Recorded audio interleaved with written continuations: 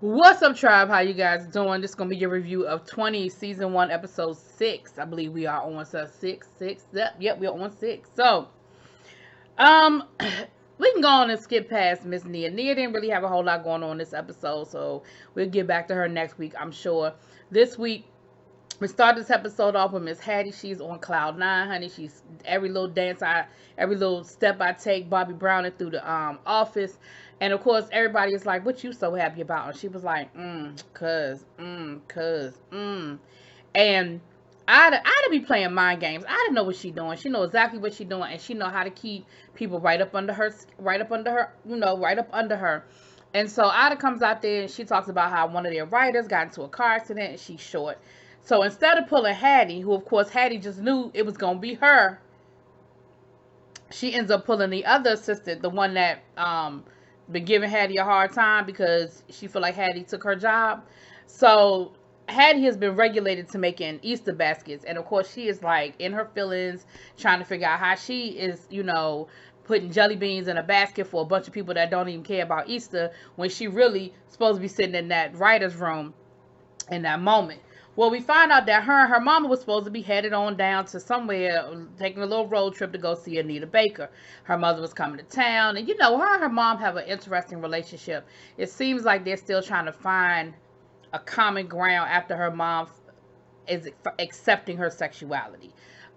We haven't really gotten too deep into her telling her mom and all of that, but it seems like they're sort of in that, you know, I feel like to a certain extent they still kind of walk around on eggshells around each other. So this was sort of a big deal that they were going to be going to take this road trip and going to see Anita Baker. And shouts out to Miss Kim Willie. That's my girl. She is playing the hell out of this role, and it was a good moment, like good comedic moment between the two of them. Um now um Sorry, y'all. My brain had just gone blank, and I had to get the name. I'm trying to do better with my name. So Marie is brainstorming with her boss and with the other dude for them to really try to figure out how they're going to land this big client.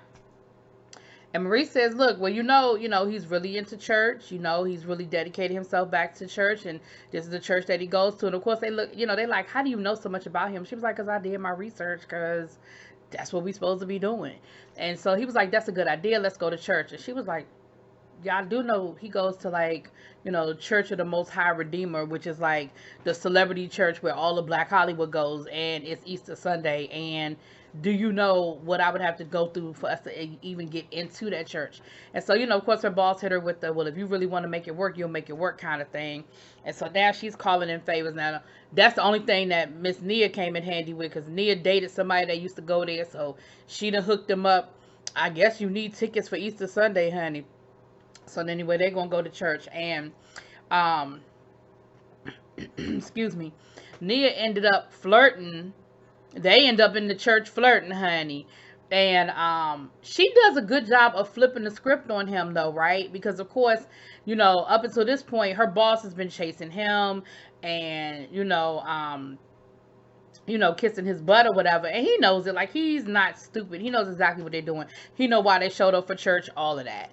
But she is able to flip it on him like, yeah, well, I've been reading this book, and you need to read this book, and if you don't like this book, then don't even, I don't know if we can work together. And he was like, oh, really? She was like, yeah, because he was like, but your boss has been, basically your boss is begging for my business. She was like, that's my boss because he likes low hanging fruit.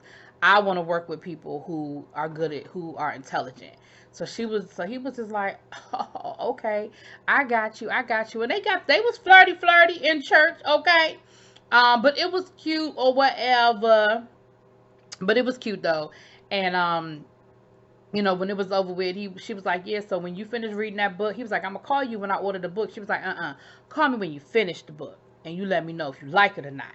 And so of course her boss was like, so like what kind of game we playing here? And she was like, look, I know he ain't talking to nobody else. We're the only people that he's even entertaining at this point. So we got a little bit of inside, scoop right now. We don't need to push it too hard, but we're gonna push it a little bit.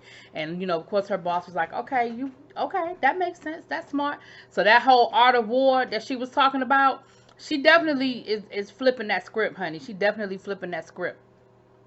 Now back over here to Miss Hattie. So Hattie was upset in her feelings, but then she gets the call, honey. She gets the call. Ida says, look, old girl broke under pressure. I need you in here pronto. So now Hattie has to make a decision between leaving her mom hanging or going to Ida. Of course, you know what she did. She left her mom hanging. She called her mother and said that she was going to get Nia to take her to the concert. And her mother was like, I don't want to be hanging out with Nia and her chakras. Like, Nia is weird. You're my daughter. We were supposed to be doing this together. I've been looking forward to this. Like, you really left me hanging. Like, what's good? And she said, Mom, this is my opportunity. Like, this is what I've wanted my whole life. I'm sorry, I gotta take this shot. And her mother was just like, but we've been planning this for months. And she was like, Ma, years. This is my dream. This is my dream job. This is the opportunity. I gotta take it. It might not come back around. Now I do understand, and I can't say that I would have made a different decision because the reality of the situation, like we can live in La La Land and be like, oh, she should have taken her mother to the concert. Like, that's a movie. That's not reality. And reality is she was only going to get one shot. And she, win, lose, or draw, she was only going to get one shot. Ida wasn't going to call a second time. Ida already gave her a hard time and I feel like part of this Ida did on purpose because she told Ida she was leaving to take her mother to the concert. So Ida knew where she was. Ida knew what she was doing. But again, she's playing games. Ida is playing games with these people. And so a part of me feels like she knew what she was doing. Ida, knew what she was doing, but on the flip side of it was, from Hattie's position, she had to take her shot. Like, so next thing you know, she goes into the writer's room and she immediately makes a good impression because whatever was being pitched, she was like, that's too similar to a 227 episode from 1982. We can't do that one. And Ida was like, you're right. Like, how did you know that? And so they have a moment, they bonding. Of course, is exactly what, her friends have been warning her about be careful with Miss Ida. But, of course, that's all she needed. Ida was like, come sit here next to me. You got some great, fresh ideas. Boom, boom, boom, boom, boom. Next thing you know, it's late. Everybody's leaving. She hears her mother's voice in the hallway. And she's like, oh, my God, what is my mother doing here? So her and her mother ran into Ida before she got to Hattie. So her and Ida then, she said, she was like, Mom, what are you doing here? She was like, I know the security guard at the front desk. She was like, but she ain't supposed to let you in. She was like, as much money as she owe me, she better let me in wherever I want to get into. And she was like, ain't that right? Ain't that right? She kind of hit Ida. Ida was like, okay, yeah, okay. And so, they have a moment. They get to arguing. Her mother lets her know how upset she was, disappointed, that she chose the job over her. Hattie lets her know, look, you just don't get it. You don't understand me. This is what I've been telling you. I've been trying to do. Like, I got to take my shot. I have to take this opportunity. Like, you just don't get it. And some things were said. Her mother was, she said something about, you just like your daddy. She was like, you don't know my daddy. She was like, but, it ain't my fault that your father, didn't understand sex ed. She might as well have said, I should have spilled you. You know what I mean? Like, the way she said it. So, of course, Hattie is sitting there in her feelings, and her mother's in her feelings. And, some things were said that, it's one of those arguments where people say stuff that you just kind of like, ugh. But then, at the end of the episode, we'll get there in a second, you're like, well, this must be the type of argument, this must be how they argue with each other all the damn time,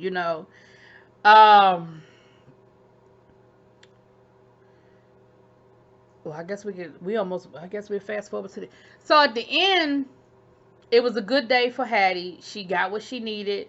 It was a good, she got the FaceTime with, she got to be in the writer's room with Ida, and she even got some kudos from Ida. Although I still think that she playing fire, because I don't think you need to be flirting with your boss, but okay.